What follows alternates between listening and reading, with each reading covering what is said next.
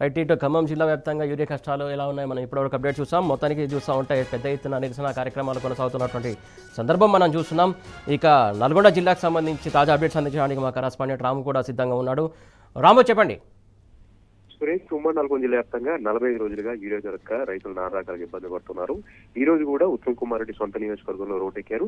అటు తుంగతుర్తి నియోజకవర్గంలో, కోదాడ, హుజూర్నగర్ నియోజకవర్గాల్లో కూడా ఎక్కడికక్కడ యూరియా కావాలంటూ రైతులు పెద్ద ఎత్తున కూడా నిరసన కార్యక్రమాలు దిగినటువంటి పరిస్థితి మనకు కనిపిస్తా ఉంది.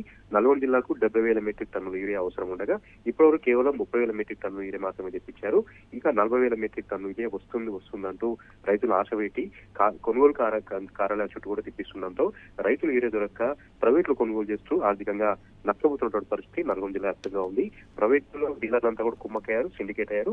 ఒక్కొక్క బస్తకు 1,000 రూపాయలు రేటు పెంచడంతో పాటు అదనంగా ఇతర గుళికలు, అదేవిధంగా ఇతర మందులను కొనుగోలు చేస్తేనే యూరియా ఇస్తామంటూ బలవంతంగా వాటన్నిటి కూడా అంటగడుతూ 2 రకాలుగా దోచుకుంటున్నారు డీలర్లు. ఇంత తతంగం జరుగుతున్నా కూడా నల్గొండ జిల్లాలో ఉత్తమ్ కుమార్ రెడ్డి కానీ, కోమరెడ్డి కానీ ఇప్పటివరకు కూడా అధికారులతో సమీక్ష పెట్టట్లేదు, అధికారులతో రివ్యూ పెట్టట్లేదు. ఎందుకు యూరియా దొరకట్లేదు, బ్లాక్ లో ఎందుకు దొరుకుతా ఉంది, అదేవిధంగా ప్రైవేట్ లో యూరియా ఎట్లా అందుబాటులో ఉంటుంది, గవర్నమెంట్ లో ఎందుకు యూరియా అందుబాటులో ఉండట్లేదు అటువంటి కారణాలు తెలుసుకునే ప్రయత్నం కూడా చేయట్లేదు. దీంతో రైతులు అయితే చాలా ఆగ్రహంగా ఉన్నారు. ఈ వానాకాలం సంబంధించి ఆల్రెడీ పంటలన్నీ కూడా 2 నెలలు అయ్యాయి. అవన్నీ కూడా అదును దాటిపోతా ఉన్నాయి, ఎర్రగా మారిపోతా ఉన్నాయి. మరొక 15 రోజుల్లో యూరియా వేయకపోతే తమ పంట పొలాలను కూడా పూర్తిగా చేయి దాటిపోయేటువంటి ప్రమాదం ఉందంటూ కూడా రైతులు నానా రకాలుగా అవస్థలు పడుతూ ఉన్నారు. Suresh, right, thank you Ramu.